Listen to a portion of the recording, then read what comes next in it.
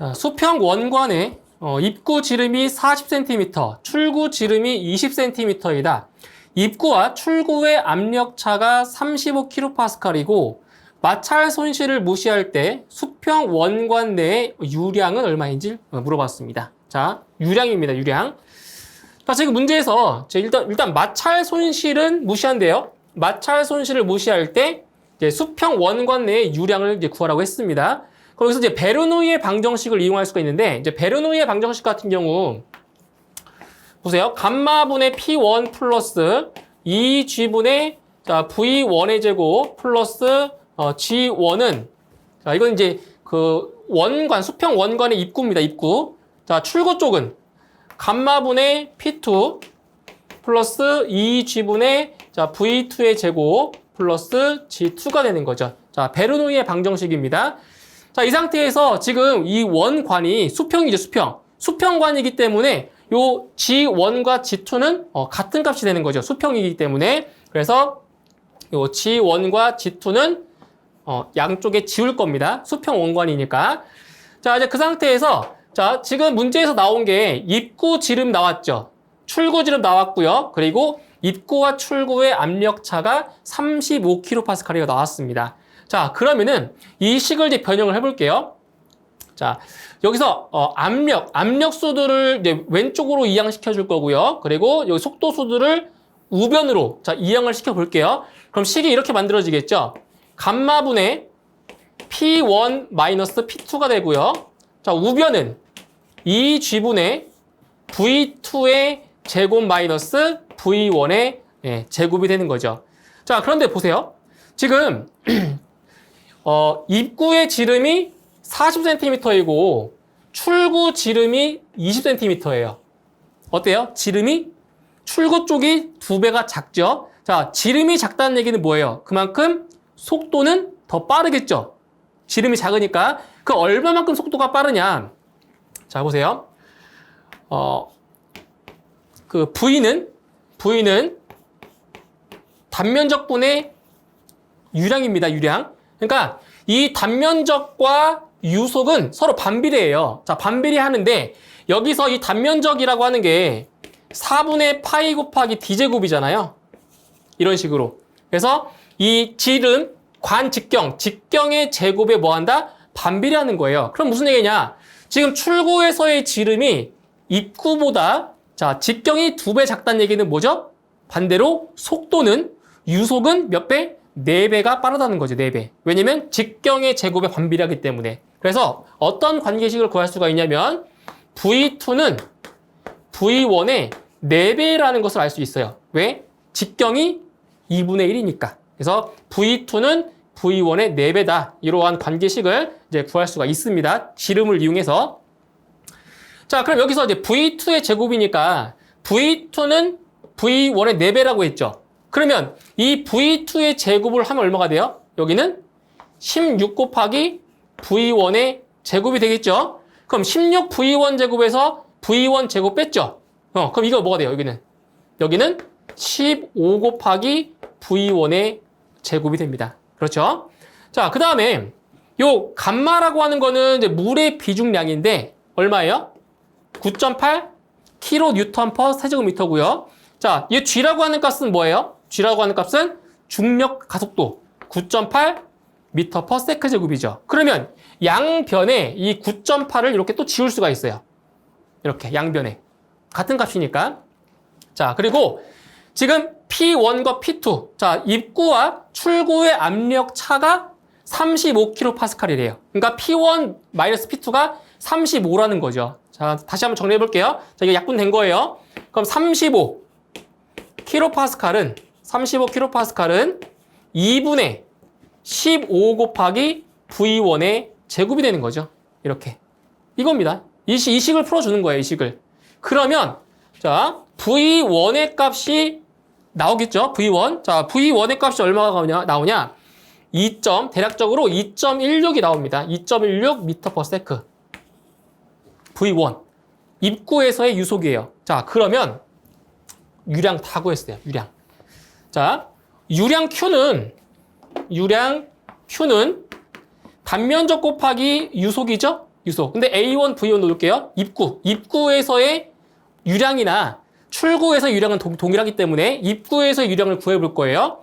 그러면 A1 4분의 파이 곱하기, 자, 지금 A1이니까 입구죠. 입구의 지름이 40cm예요. 그러면 0.4의 제곱이 되는 거네요. 네, 4분의 파이 d제곱이니까 여기에다가 이제 유속 2.16을 곱하는 거예요. 2.16을 곱해주죠. 단면적 곱하기 유속을 한 겁니다. 그러면 자, 이 값이 얼마가 나오냐? 대략 0.271 나옵니다. 0.271 나오고요. 단위는 세제곱미터 퍼 세크가 되는 거죠. 그래서 정답은 3번이 정답이 되는 겁니다. 자, 진공 계기 압력이 19kPa, 20도씨인 기체가 계기 압력 800kPa로 등온 압축되었다면, 자, 처음 최적에 대한 최후의 최적비는 단 대기압은 100kPa이라고 했습니다. 자, 지금 이게 어떠한 상태냐면, 자, 등온 압축이죠. 등온 압축. 자, 뭐가 일정한 거예요? 온도가 일정한 겁니다. 등온이니까 등온 압축, 온도가 일정하다 이거예요. 그 온도가 일정하기 때문에 자, 어떤 법칙이 떠올라야 돼요? 바로 보일의 법칙이 생각이 나야 되겠죠? 온도가 일정하니까 온도가 일정하면 예, 보일의 법칙입니다. 그럼 보일의 법칙은 어떻게 되냐? 보일의 법칙은 P1 곱하기 V1은 P2 곱하기 이제 V2가 되는 거죠. 이게 바로 보일의 법칙이에요. 보일의 법칙. 자, 그때 이 압력 P1과 P2는 자, 어떤 압력이에요? P1과 P2는 자, 어떤 압력이냐? 바로 절대 압력이에요. 절대 압력. 그래서 P1과 P2는 절대 압력이라는 것도 알고 계셔야 됩니다. 자, 그러면 자, P1을 먼저 구해 볼게요. P1. 자, 무슨 압력이라고요? 절대 압력입니다. 그런데 지금 진공 계기 압력이죠. 진공압. 자, 진공압이니까 자, 진공압 그 절대 압력은 잘 보세요.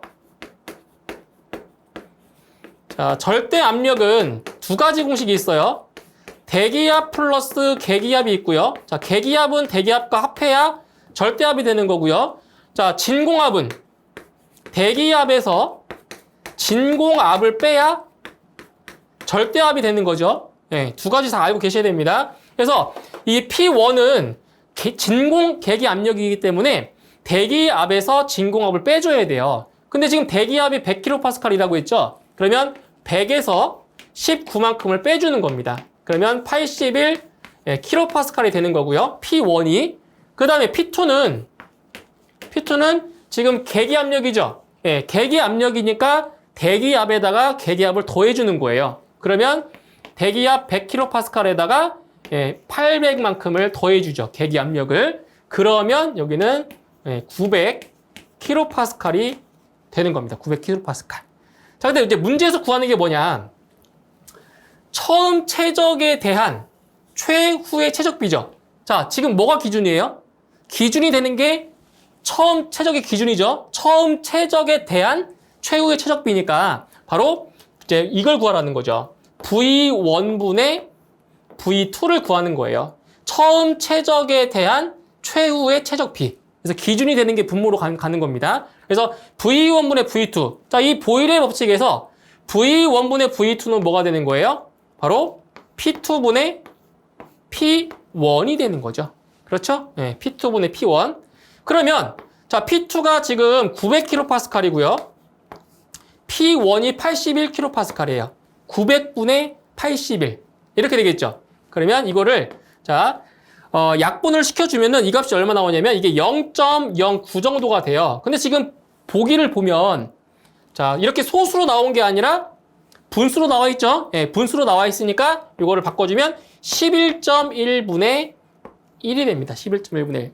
이 11.1이 어떻게 나온 거냐면은 900을 81로 나누면 돼요. 그러니까 분자를 1로 만들어 놓는 거죠. 그래서 900을 81로 나누면 이게 11.1 정도가 됩니다. 이런 식으로 해서 보기에서 찾으시면 되겠죠. 정답은 1번의 11.1분의 1이 정답이 되겠습니다.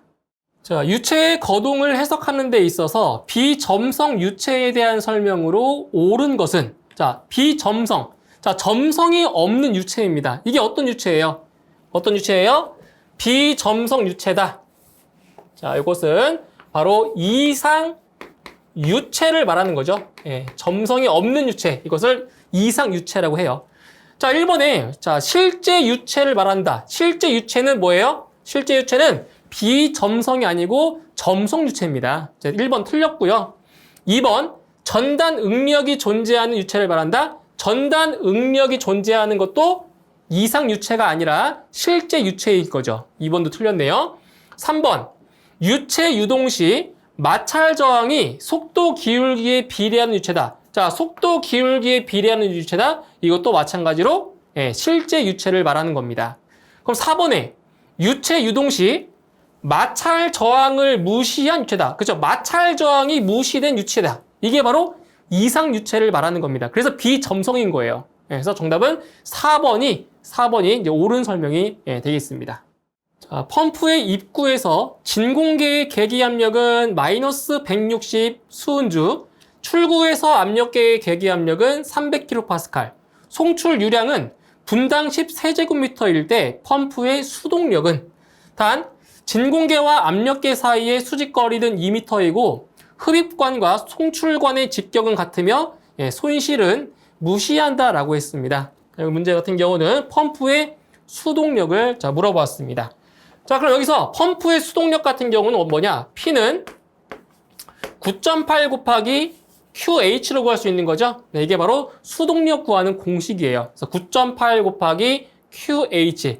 근데 여기서 9.8이라고 하는 값이 뭐예요? 이게 바로 물의 비중량이 되는 거죠. 물의 비중량. 그래서 원래 공식은 감마 QH인데 이제 여기서 특별한 그 유체의 언급이 없기 때문에 물이라고 이제 가정하는 거예요. 그래서 이제 9.8이라는 요 비중량을 대입을 한 거죠. 자, 그럼 여기서 이 Q라는 값은 이제 펌프의 토출량인데 문제에 나왔죠.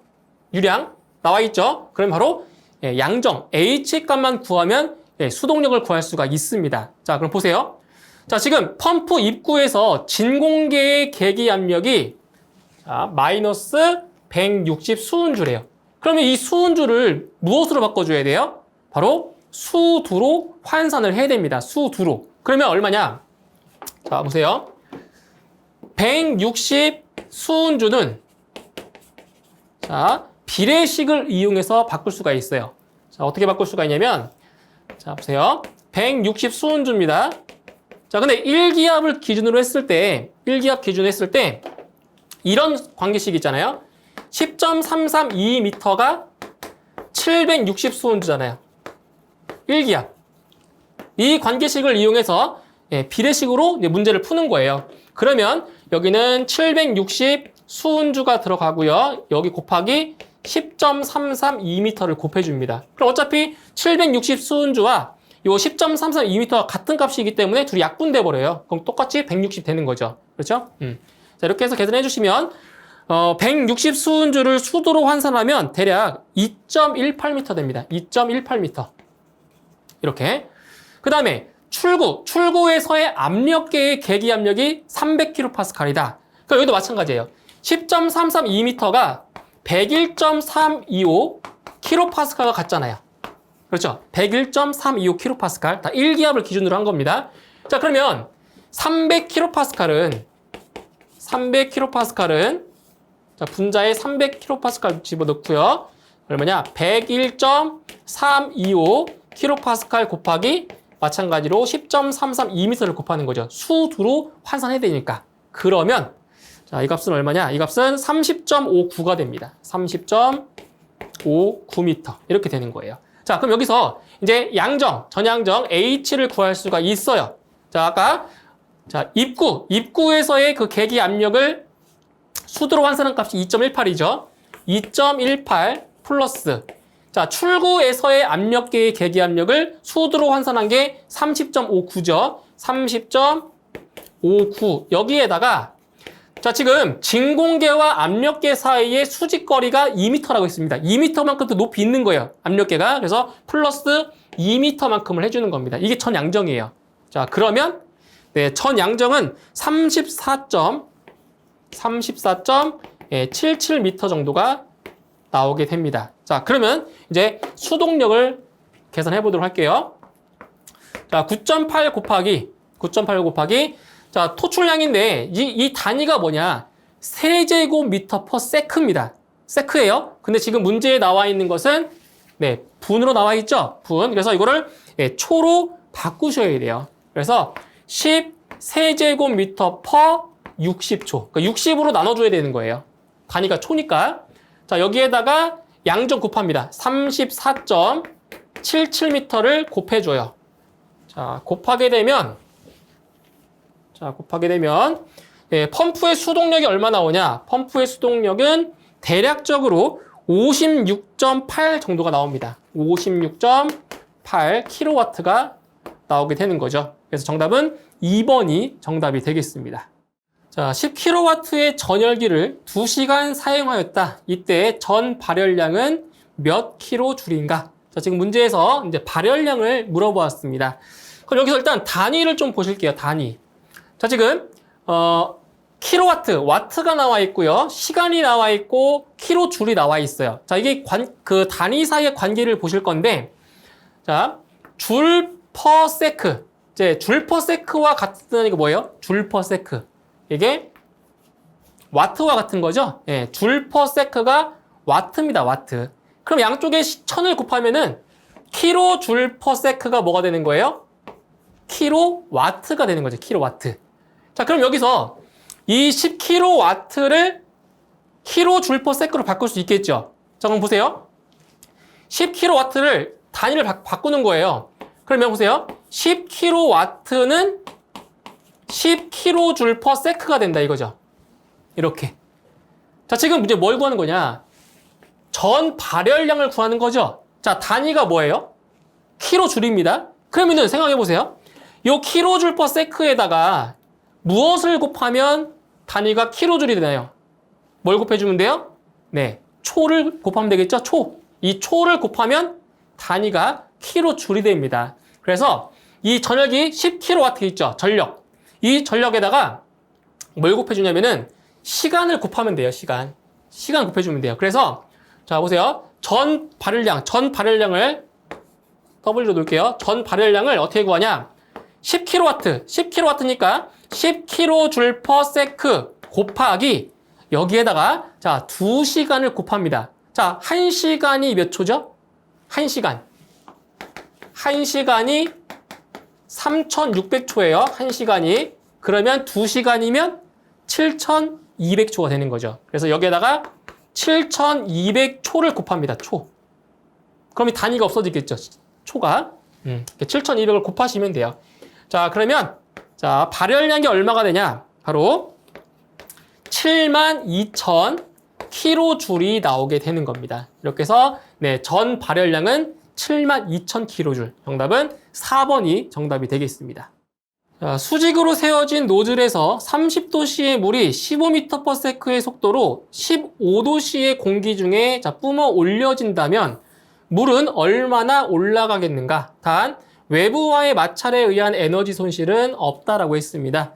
자, 이 문제 같은 경우에는 이제 바로 속도 수두를 이제 물어본 것과 유사한데, 자, 이런 거예요.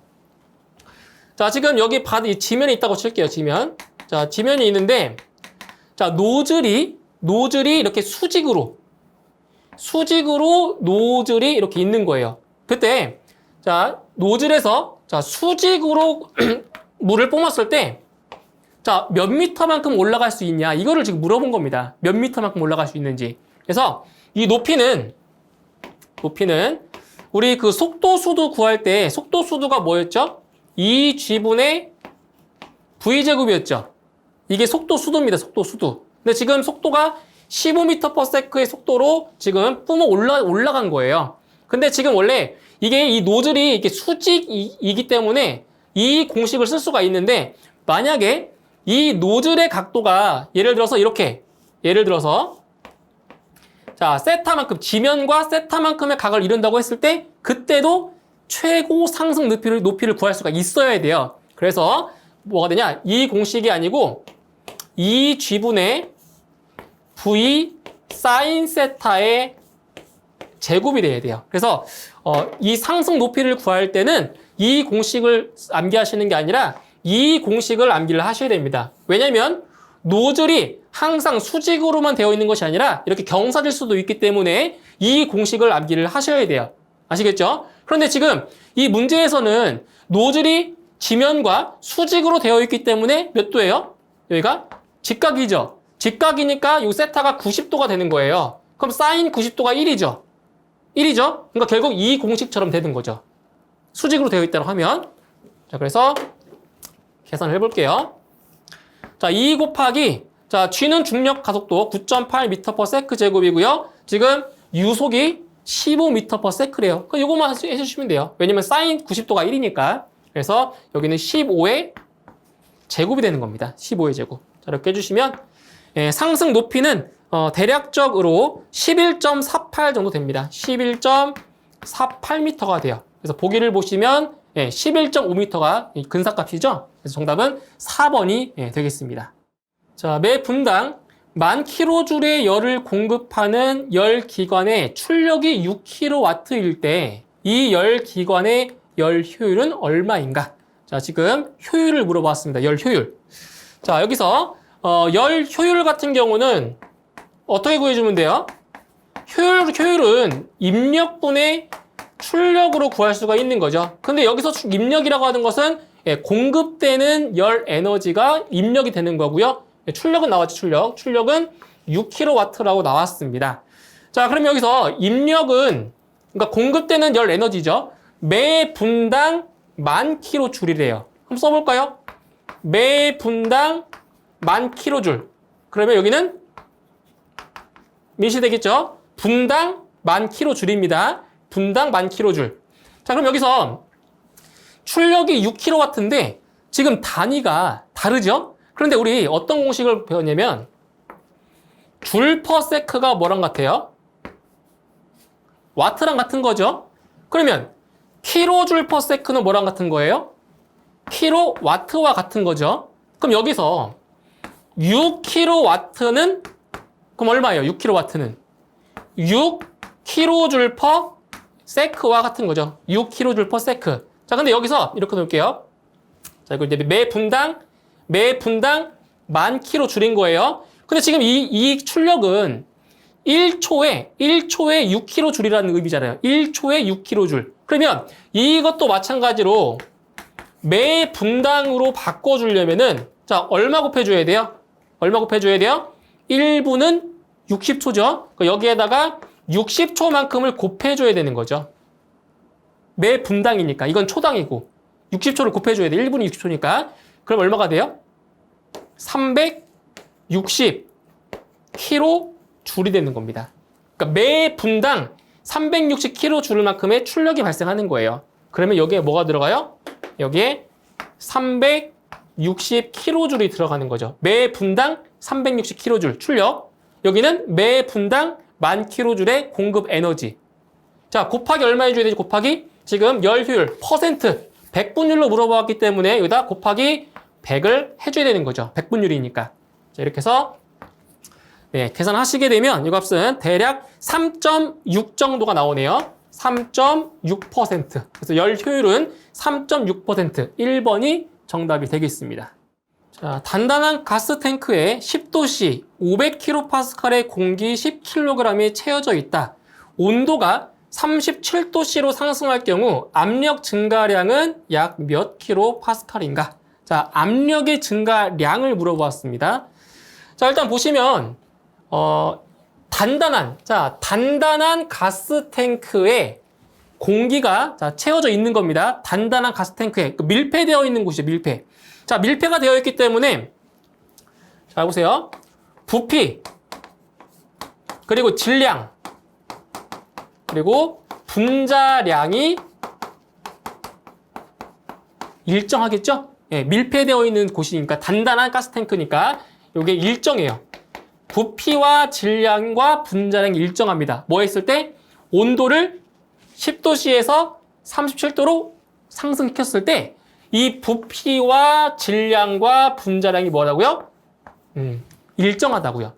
자, 그럼 우리 여기서 이상기체 상태 방정식에서 PV는 N분의 WRT. 자, 이걸 한번 보죠. 그럼 여기서, 자, 일정한 값이 무언가 볼까요? 일정한 값, 고정되는 값. 자, 부피. 일정하죠? 질량 일정해요. 분자량 일정하고요. 자, 그리고 같은 공기니까, 그리고 기체 상수도 일정합니다. 그럼 뭐만 비교해 주시면 돼요? 압력과 온도의 비. 그것만 비교해 주시면 돼요. 그래서 뭐가 성립하냐면, 자, P1, 그러니까 P1, 지금 P고, 이게 지금 T잖아요. 그래서 P1분의 T1은 T2분의 P2. 이게 성립을 하는 거죠. 그렇죠? 왜냐면 부피가 일정하니까. T1분의 P1은 T2분의 P2. 그러니까 T1과 P1은 10도씨일 때. 그렇죠? 그리고 T2와 P2는 온도가 37도로 상승했을 때. 이 값으로 보시면 돼요. 그럼 무엇을 구하는 거냐? 지금 P1의 값은 나왔죠? P1의 값은 500kPa인 거예요. 그럼 뭐만 알면 되는 거예요? P2의 값만 알면 압력이 얼만큼 상승했는지 알 수 있겠죠? 증가량을. 자, 그러면 자, 이 식에서 P2를 자, 구해 볼게요. 자, P2는 T1분의 T2 곱하기 이제 P1이 되는 이러한 식이 만들어진다 이거죠. 자, 그러면 T1은 처음 온도입니다. 처음 온도인데 절대값이죠. 절대 온도. 절대 온도기 때문에 얼마가 돼요? 273 플러스 10도씨. 그렇죠? 그 다음에 T2는 나중 온도예요. 자, 273 플러스 37. 둘 다 단위는 뭐예요? 켈빈. 켈빈. 절대 온도니까. 자, 여기에다가 처음 압력 500kPa를 곱해줍니다. 이렇게. 그러면 자, P2의 값이 얼마가 나오냐? P2의 값이 547.68. 547.68 정도가 나옵니다. 자, 그러면 다 구했어요. 압력 증가량은 P2에서 나중 압력에서 처음 압력을 빼주면 되겠죠. 그렇죠? 그러면 P2가 547.68이고요. P1이 500이에요. 빼주면 47.68kPa. 그래서 압력 증가량은 47.68입니다. 그래서 보기를 보시면 이 값에 근사한 48이 정답이 되는 겁니다. 정답은 2번입니다. 다음 중 옳은 것을 모두 고른 것은, 자, 지금 이 네모 안에 있는 내용은 바로 펌프에 관련되어 있는 그러한 내용들입니다. 그래서 기역, 니은, 디귿 중에서 옳게 된 것을 찾으시면 되겠습니다. 자, 기역부터 보실게요. 일반적으로 충류 펌프의 비속도가 반경류 펌프의 비속도보다 크다. 자, 보세요. 여기에서 이 충류 펌프는 비속도가 가장 큽니다. 가장 크고요. 그리고 여기서 반경류 펌프 같은 경우는 비속도가 가장 작습니다. 그렇기 때문에 일반적으로 충류 펌프의 비속도가 반경류 펌프의 비속도보다 크다. 맞는 거죠. 이것은 가장 크고 가장 작기 때문에 비속도는 충류 펌프가 더 큰 게 맞는 거죠. 기억 맞고요. 다음 니은. 회전수와 양정이 같을 때 유량이 큰 펌프의 비속도가 더 크다. 자, 이 니은 같은 경우는 비속도 구하는 공식을 알고 있으면 쉽게 구할 수가 있는데, 잘 보세요. 이 비속도는 n 곱하기 루트 q가 되고요. 분모에는 n분의 h의 4분의 3제곱이 되는 거죠. 그죠? 이 공식입니다. 공식. 비속도 구하는 공식이에요. 자, 그럼 니은 볼게요. 회전수와 양정이 같을 때, 양력이죠. H. 양정. 회전수와 양정이 같을 때, 유량이 큰 펌프의 비속도가 더 크다. 어때요? 맞는 거죠? 자, 지금 이 비속도와 유량이 서로 비례관계에 있어요. 즉, 비속도와 유량의 제곱근이 비례관계에 있기 때문에 유량이 크면 클수록 비속도가 더 큰 거죠. 그렇기 때문에 니은도 맞는 설명이 되는 겁니다. 이제 비례관계를 보시면 돼요. 다음 디귿. 회전수와 유량이 같을 때, 여기 회전수와 유량이 같을 때 양정이 큰 펌프의 비속도가 더 작다. 맞죠? 지금 보면 이 비속도와 양정은 어떤 관계에 있어요? 서로 반비례 관계에 있는 거죠. 반비례. 자, 반비례 관계에 있기 때문에 양정이 더 크면 비속도는 더 작은 게 되는 거죠. 그래서 디귿도 맞는 설명이 되겠습니다. 그래서 보기 중에서 기억, 니은, 디귿이 다 맞기 때문에 정답은 4번이 정답이 되겠습니다. 자, 비중이 1.03인 바닷물에 비중 0.9인 빙산이 있다. 자, 전체 부피의 몇 %가 해수면 위로 올라와 있는가? 자, 이런 거죠. 이거를 그림으로 한번 표현을 해볼게요. 자, 얘가 이제 해수면입니다. 해수면. 자, 해수면이고요. 자, 이 바닷물에 이제 비중이 0.9인 빙산이 자, 떠 있는 거예요. 이런 식으로. 빙산이니까 자, 이렇게 떠 있다라고 보죠. 자, 이게 빙산입니다. 그럼 빙산에서 자, 이 부분이 잠겨 있는 거고요. 이 위에 있는 부분이 떠 있는 거예요. 바닷물 위에 떠 있다 이거죠. 자, 그런데 우리 이제 부력이라는 걸 지금 아셔야 되는데, 자, 뭐냐면 이게 지금 빙산이에요. 자, 빙산의 무게가 자, 무엇과 같냐? 빙산의 무게는 밀려난 바닷물의 무게와 같아요. 그렇죠? 빙산의 무게가 빙산의 전체 무게가 밀려났다는 것은 이만큼의 바닷물이 밀려났겠죠? 그죠? 밀려난 바닷물의 무게와 같은 거예요. 그렇기 때문에 자, 유체에 떠 있는 물체는 자신의 무게만큼 그 유체를 뭐 하는 거예요? 밀어내는 거잖아요. 그렇기 때문에 이 빙산의 무게는 밀려난 바닷물의 무게와 같다. 이런 식이 만들어지는 거예요. 자, 그럼 여기서 자, 빙산의 무게는 자, 어떻게 구하냐? 빙산의 무게는 이렇게 구할 수 있어요. 자, 빙산의 비중에다가 이 빙산의 부피, 최적, 부피를 곱하는 거예요. 전체 부피를. 이게 빙산의 무게입니다. 무게. 그래서 빙산의 비중에다가 부피를 곱한 게 뭐라고요? 이게 빙산의 무게예요. 그러면 밀려난 바닷물의 무게는 뭐가 되겠어요? 당연히 바닷물이니까 바닷물의 비중에다가 밀려난 부피만큼을 곱한 것이 이제 밀려난 바닷물의 무게가 되는 거죠. 이게 같다고요. 이렇게. 자, 그럼 잘 보세요. 즉 문제에서 구하는 게 뭐냐면 자, 이 전체 부피, 이 빙산의 전체 부피의 몇 %가 해수면 위로 올라와 있는지를 물어봤죠? 그럼 반대로 자, 물에 잠겨 있는 부피를 구할 거예요. 그럼 만약에 물에 잠겨 있는 그 부피가 여기가 80%라고 하면 떠 있는 거는 뭐겠어요? 당연히 20%가 되겠죠. 그래서 물에 잠겨 있는 비율을 이제 구할 겁니다. 물에 잠겨 있는 비율. 자, 그러면 이제 식이 어떻게 만들어지냐면은 자, 잘 보세요. 자, V 전체. 이거는 빙산의 전체 부피입니다. 그리고 이것은 바닷물에 잠긴 부피예요. 근데 바닷물에 잠긴 부피가 뭐예요? 크게 이거랑 같은 거잖아요. 밀려난 부피. 맞나요? 자, 바닷물에 잠겨 있는 부피가 뭐랑 같은 거라고요?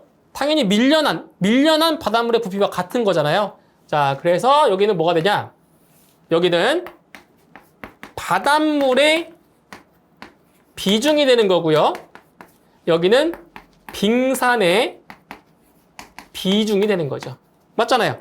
빙산의 비중 곱하기 전체 최적은 바닷물의 비중 곱하기 잠긴 부피, 밀려난 부피 같은 거니까 이런 식이 만들어지는 거예요. 그러면 바닷물에 잠긴 부피, 비율은 뭐랑 같은 거예요? 바닷물의 비중분의 빙산의 비중을 구할 수 있다고요. 얼마예요? 바닷물의 비중은 1.03이에요. 그리고 빙산의 비중은 0.9예요. 간단하죠? 자, 이 과정을 알면 그냥 이걸로 계산하면 돼요. 바닷물의 비중분의 빙산의 비중으로 구하면 돼요. 이게 잠긴 부피예요. 잠긴 부피의 비율. 자, 그러면 이게 얼마 나오냐? 이걸 계산하면 0.874가 돼요. 0.874. 그럼 몇 프로? 이거는 87.4%. 그러니까 이 빙산이 바닷물에 87.4%가 잠겼다는 거죠. 그렇죠? 자, 바닷물에 잠긴 비율이 몇 프로라고요? 87.4%가 잠겼다고요. 그럼 떠 있는 거는 몇 프로예요? 떠 있는 거는 12.6%가 떠 있는 거죠. 그렇죠? 그래서 정답은 1번이 정답이 되겠습니다. 그래서 이 잠긴 부피의 그 퍼센트를 물어볼 때는 항상 이렇게 구하시면 돼요. 유체의 비중분의 물체의 비중으로 구하면 바로 잠긴 부피의 비율이 나오는 거예요. 네, 이거 기억하시면 돼요. 그래서 이 내용을 이해하시고 이 공식을 암기하시면 됩니다. 간단합니다. 계산 자체는. 정답은 1번에 12.6%가 정답이 되겠습니다. 자, 바깥쪽 지름이 D, 안쪽 지름이 0.6D이고 길이가 L, 유속이 V인 동심 원형관의 마찰 손실 수도가 자, 지름이 D, 길이가 3L, 관 마찰 개수가 0.02, 유속이 V인 원형관의 마찰 손실과 같을 때 자, 수력 직경에 근거한 동심 원형관의 마찰 개수는 얼마인가? 자, 이거 문제가 상당히 복잡해 보이죠? 하지만 이제 풀이를 보시면 의외로 간단하게 풀리는 문제입니다. 자, 지금 관이 두 개가 있어요. 동심 원형관이 있고요. 동심 원형관, 그리고 이제 그냥 일반적인 원형관. 근데 이 두 개의 관의 마찰 손실 수도가 동일하대요. 이게 조건이에요. 동일하대요. 그러면 동심 원형관 같은 경우는 이런 거죠. 자, 동심 원형관 가운데가 이렇게 비어 있는 거예요. 이런 관. 자, 이런 관이 하나가 있는 거고, 자, 원형관은 그냥 원으로 되어 있는 이런 관입니다. 이렇게. 자, 그랬을 때, 잘 보세요. 바깥쪽 지름, 바깥쪽의 지름이 요게 D고요. D. 그 다음에 안쪽 지름이 0.6D래요. 0.6D. 그리고 길이는, 요 관의 길이는 L. 유속은, 자, V. 이렇게 문제에 주어진 거죠. 그 다음에 원형관 같은 경우는, 자, 지름이 D고요. 그 다음에 길이는 3L이에요. 3L. 그리고 관 마찰 개수는 0.02. 여기 안 나온 거죠. 지금 마찰 개수를 지금 구하는 거예요. 얼마인지. 자, 그리고 유속은 동일합니다. 유속은 V로 동일해요. 이렇게.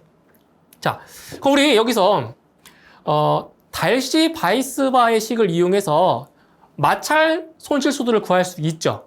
자, 보세요. H는 F 곱하기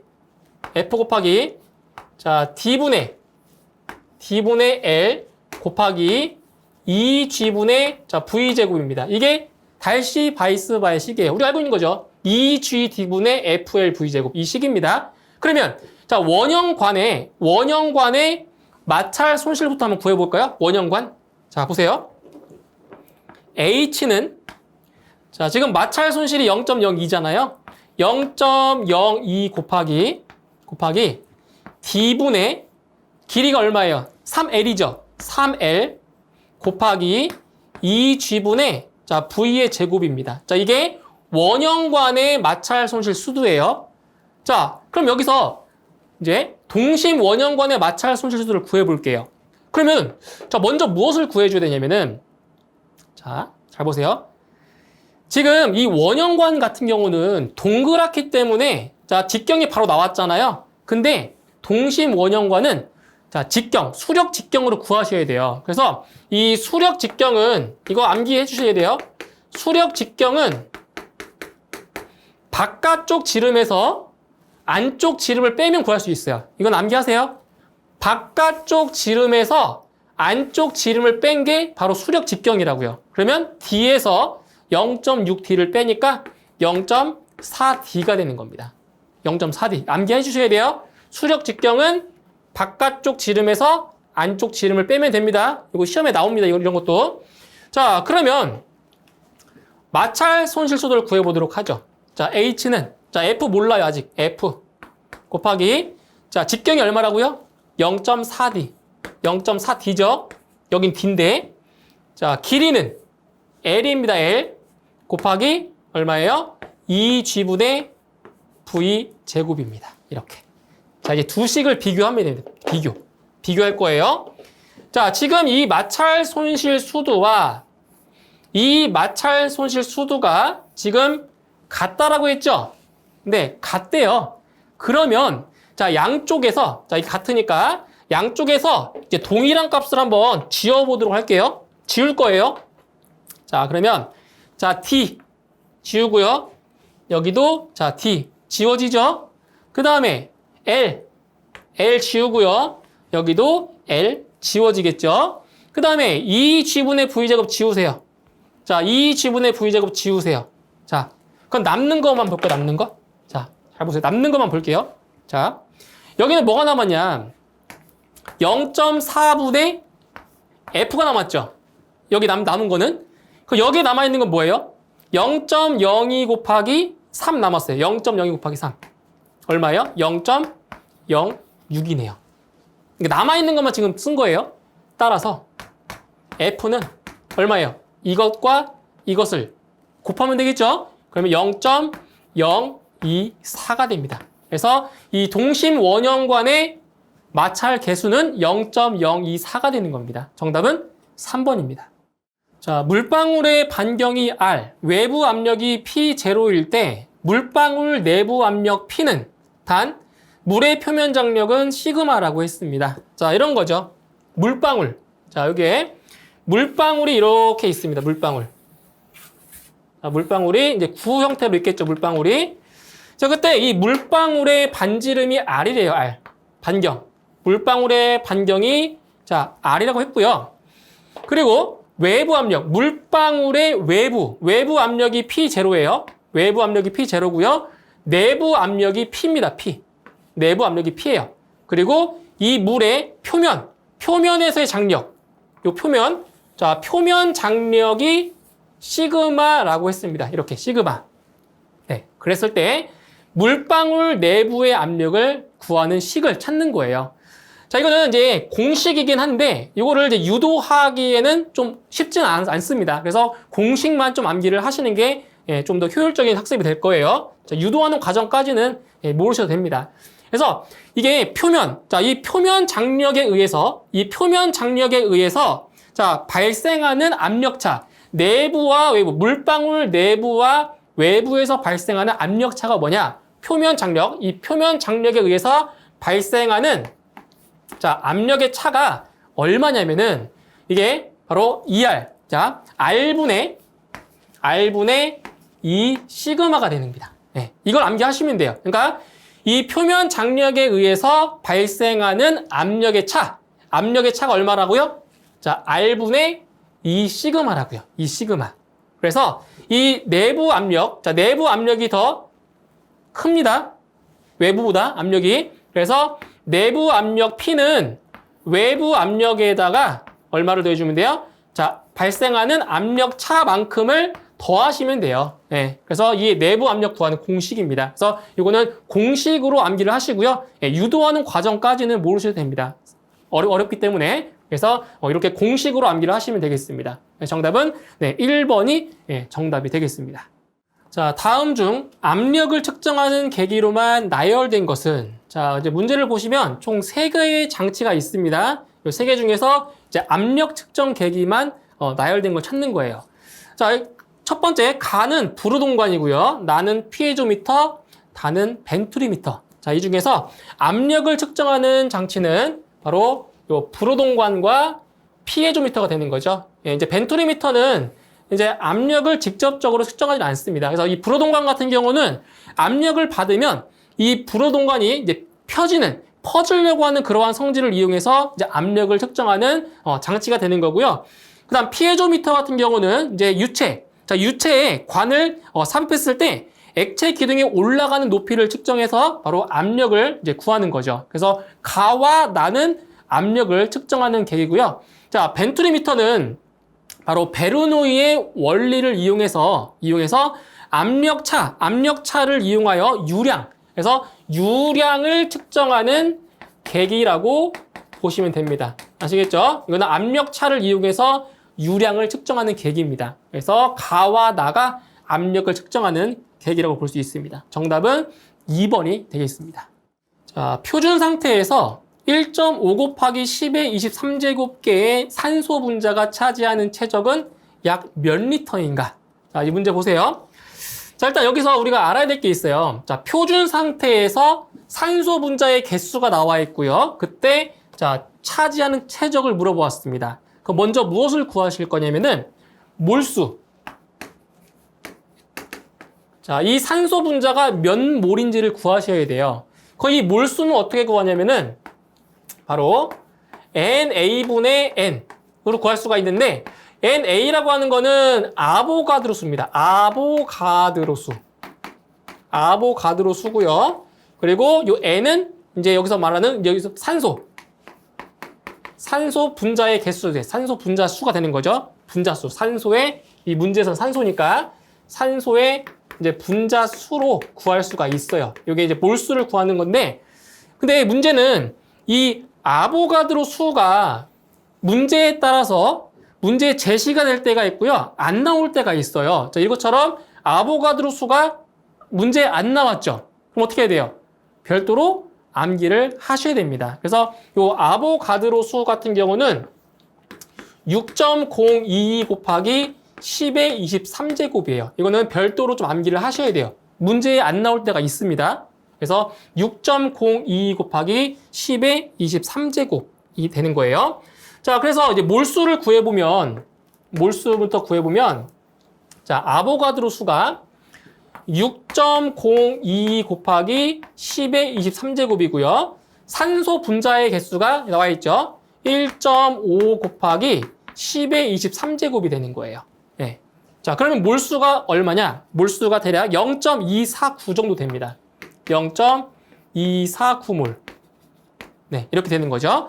자, 그런데 표준 상태, 그러니까 표준 상태라고 하는 것은 0도씨 1기압을 말하는 거예요. 자, 표준 상태에서 자, 이상기체 1몰이 차지하는 부피는 얼마예요?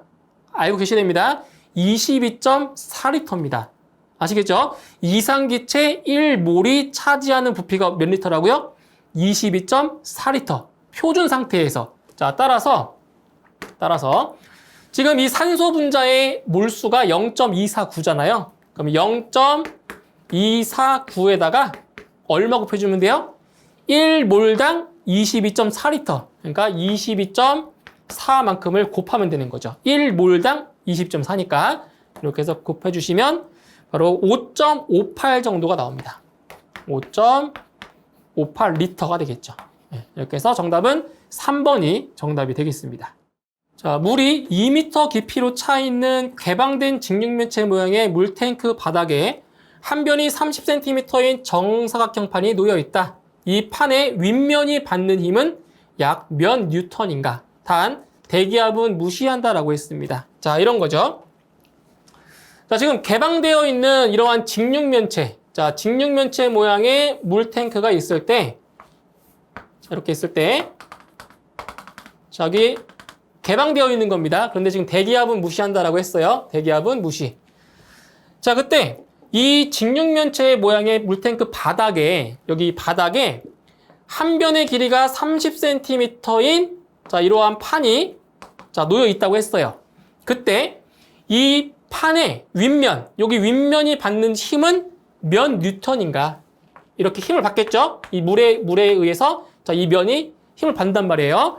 자, 이것은 바로 네, 정수력을 이제 구하는 거죠. 정수력. 자, 정수력 F는 자, 공식이니까 암기해 주세요. 정수력 F는 감마 HA로 구할 수가 있습니다. 감마 HA.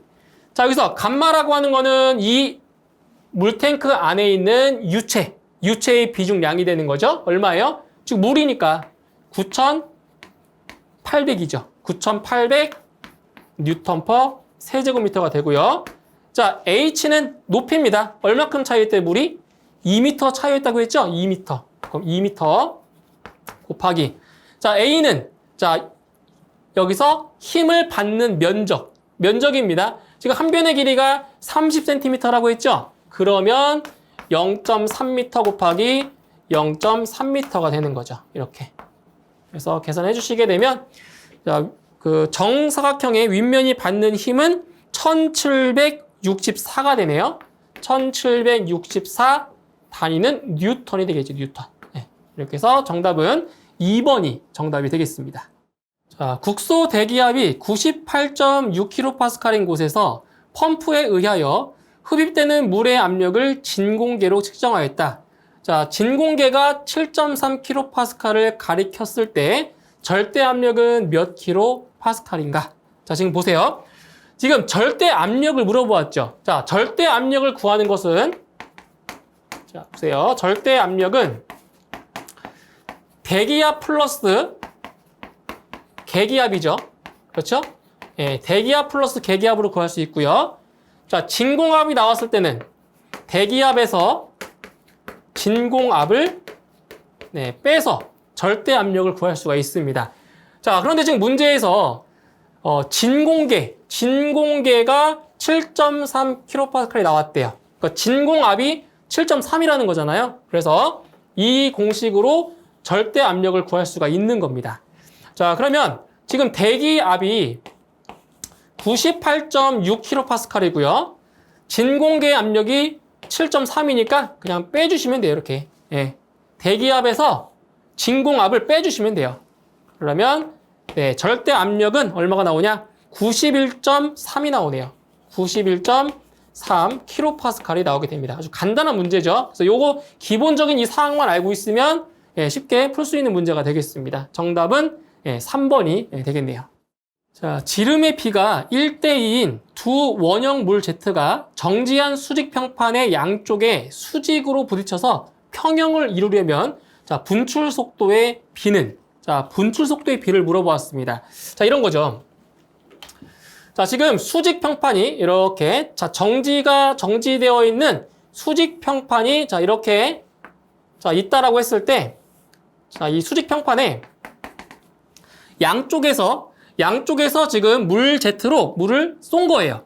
그런데 지름의 B가 1대2라고 했어요. 그러니까 왼쪽에서 쏘는 이 물 Z의 자, 직경이 오른쪽에서 쏘는 물 Z의 직경의 절반이에요. 절반. 이렇게 이제 물을 이제 분사하겠죠. 이런 식으로 자, 물을 분사할 거란 말이에요. 자, 그랬을 때 이 수직 평판이 평형을 이루려면 자, 분출 속도의 B는 어떻게 되느냐? 이걸 물어본 겁니다. 자, 그럼 보세요. 이 왼쪽에서 가한 힘을 F1으로 놓고요. 오른쪽에서 가해진 힘을 F2라고 놨을 때 이 수직 평판이 평형을 이룬다는 얘기는 F1과 F2가 같다라는 거죠. 예, 힘이 같은 힘으로 줘야 이게 고정되어 있겠죠, 평판이. 자, 근데 우리 자, 이 공식을 또 아셔야 되겠죠. F는 rho q v라는 공식 알죠? F는 rho q v. 그래서 이 물 Z에서 자, 쏘았을 때 받는 힘, 평판이 받는 힘 F가 rho q v가 되는 거예요. 그런데 지금 여기서 이 q 대신에 유량 q 대신에 AV를 대입하면 이제 어떤 식이 만들어지죠? rho 곱하기 AV의 제곱이 만들어지죠. 자, 이걸 이용해서 풀어볼 거예요. 그러면 F1은 뭐가 돼요? rho 곱하기 A1 V1의 제곱이죠. 자, 그 다음에 F2는 뭐가 돼요? rho 곱하기 A2 곱하기 V2의 제곱이 되죠. 예, 둘이 같다고요. 그런데 여기서 어차피 이 rho는 물의 밀도니까 동일하기 때문에 없다고 봐도 됩니다. 이렇게 되겠죠? 자, 그러면 이 왼쪽에 있는 물 Z의 직경을 D라고 놓으면 오른쪽에 있는 물 Z의 직경은 얼마가 되는 거예요? 2D가 되겠죠? 1대2니까 직경의 D가 1대2니까 자, 그러면 A1 볼까요? A1은 4분의 파이 곱하기 D의 제곱이네요. D제곱 곱하기 V1의 제곱이고요. 자, 오른쪽에서는 A2는 4분의 파이 곱하기, 자, 직경 2d죠. 이거를 제곱시키면 얼마가 돼요? 4d 제곱이 돼요. 그리고 여기에 v2의 제곱이 되는 거고요. 그러면 양변에, 자, 지울 건 지워볼게요. 4분의 파이 지워지죠. d제곱 지워지죠. 그럼 남는 건 뭐예요? 남는 거는 v1의 제곱은 4 곱하기 v2의 제곱이 되네요. 그렇죠? 그 양변에 루트를 씌우면 어떻게 돼요? v1은 2 곱하기 v2가 되는 거죠. 이렇게. 그럼 무슨 얘기예요? v1이 v2의 2배라는 거죠? 그러면 v1 대 v2는 몇 대 몇이란 얘기예요? 2 대 1인 거죠. 2 대 1. 그래서 분출 속도의 b는 몇 대 몇이다? 2 대 1이 되는 겁니다. 정답은 2번이 되겠네요. 자, 점성 계수 0.18, 비중 0.8인 유체의 동점성 계수는 얼마인가? 자, 보세요. 동점성 계수를 물어봤어요. 지금 문제에서 점성 계수가 나와 있고, 그리고 자, 동점성 계수를 물어봤다. 이 동점성 계수 같은 경우에는 점성 계수를 밀도로 나누어서 구할 수가 있는 거죠. 이걸 식으로 한번 써보면, 자, 동점성 계수는, 자, 점성 계수를 밀도로 나누어서 구할 수가 있습니다. 밀도로. 자, 그런데 이 유체의 비중이 얼마라고 했어요? 0.8이에요. 0.8. 그러면 이 유체의 밀도를 다시 구해줘야 됩니다. 얼마냐면 비중에다가 바로 물의 밀도를 곱해주는 거죠. 물의 밀도 1000kg per 세제곱미터를 곱해줍니다. 그러면 800kg per 세제곱미터가 됩니다. 이게 이 유체의 밀도예요. 자, 대입을 해보면 여기 800kg per 세제곱미터가 되고요. 자, 점성 계수가 얼마래요? 점성 계수가 0.18이래요. 0.18. 0.18. 자, 뉴턴 곱하기 세크 퍼 제곱미터입니다. 이렇게. 자, 이제 여기서 이걸 계산하게 되면, 자, 동점성 계수가 얼마가 나오냐면 2.25 곱하기, 자, 보세요. 2.25 곱하기 10의 마이너스 4제곱이 되고요. 자, 단위는 뭐가 되냐? 제곱미터 퍼 세크가 돼요. 이렇게.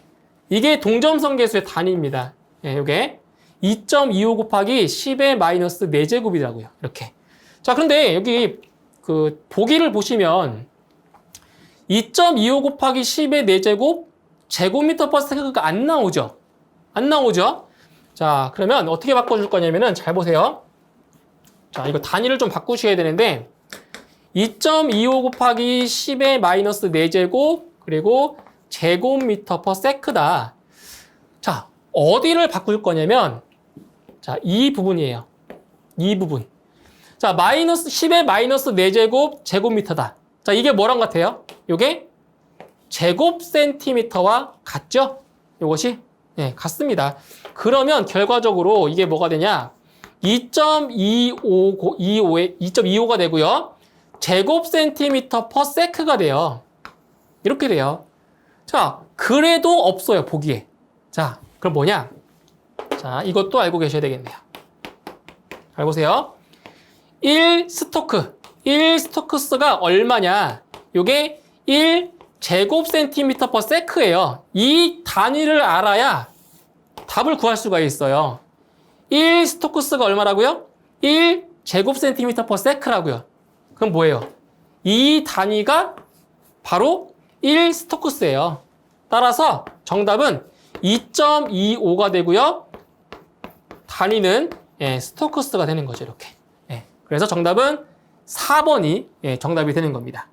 자, 다음 그림과 같이 설치한 피토 정압관의 액죽의 눈금 R은 200mm일 때, 자, 기역에서의 유속은 약 몇 미터 퍼 세크인가? 단, 수은의 비중은 13.6이라고 했습니다. 자, 보시면은 지금 이 피토 정압관 액죽의 눈금 여기 있죠? 눈금이 200mm이고, 여기 지금 U자관에 있는 그 유체는 이제 수은입니다. 수은의 비중이 13.6으로 나왔고요. 자, 그때 이 배관 안에서의 유속을 구할 때, 자, 공식 있어요. 공식. 자, 어떤 공식이 있었냐면은 V는 자, 루트 2G 곱하기 자, 감마 W분의 감마 마이너스 감마 W 곱하기 R. 자, 이 공식이 있었단 말이에요. 이거는 실기 시험에도 자주 나오는 공식이에요. 자, 근데 어차피 여기서 비중량으로 계산하지 않고 자, 비중으로 바꿀 수가 있죠. 비중으로. 그러면 어떻게 바뀌냐? 루트 2G 곱하기 뭐냐? SW죠. 물의 비중입니다. 물의 비중. 분의 자, S 마이너스 SW 곱하기 R. 이렇게 구할 수가 있는 거죠. 그래서 간단하게 비중량을 구하지 않고 비중으로 계산할 수가 있습니다. 비중으로. 자, 그러면 루트 2 곱하기 자, G는 중력 가속도 9.8이고요. 자, 곱하기 자, SW는 뭐라고요? 물의 비중 1이죠. 1분의 자, 이거는 수은. 여기 안에 수은이 채워져 있는 거니까 자, 수은의 비중 13.6 마이너스 물의 비중 1 이렇게 놓습니다. 자, 그리고 여기 R이라고 하는 값은 액조계의 눈금인데 단위가 미터예요, 미터. 그래서 200mm를 미터로 바꿔주면 얼마가 돼요? 0.2m인 거죠. 네, 이렇게 해서 계산하시게 되면 배관 안에 있는 유속은 대략 7.03 정도가 나옵니다. 7.03m. 네, 이렇게 해서 정답은 2번이 정답이 되겠습니다. 자, 원관에서 길이가 2배, 속도가 2배가 되면 손실 수도는 원래의 몇 배가 되는가? 단 두 경우 모두 완전 발달 난류 유동에 해당되며 관 마찰 계수는 일정하다라고 했습니다. 자, 바로 이제 달시의 바이스 방식을 이용해서 구할 수 있는데, 자, 보세요. 지금 변경 전이에요. 첫 번째. 자, 변경 전에 그 마찰 손실 수도를 구하면 2GD분의 FLV 제곱이 되겠죠? 자, 변경 전입니다. 자, 그럼 변경 후 볼까요? 변경 후. 자, 변경 후에 마찰 손실 수도를 구하면 지금 길이는 2배가 됐고 그리고 속도가 2배가 됐다고 했죠? 길이가 2배, 속도가 2배가 됐다고 했어요. 자, 그럼 뭐가 되냐? 2GD분의 F 곱하기 자, 지금 길이가 2배라고 했죠? 길이가 2배니까 얼마가 되는 거예요? 자, 2 곱하기 L이 되는 거고요. 그 다음에 자, 속도도 2배래요. 속도. 자, 속도가 2배가 됐으니까 2V의 제곱이 되는 거죠. 예. 그럼 결과적으로 이거를 다시 써보면 자, 2고 2의 제곱이니까 4 곱하면 8이죠. 8 곱하기 2GD분의 FLV 제곱이 돼요. 그런데 여기서 자, 이게 뭐예요?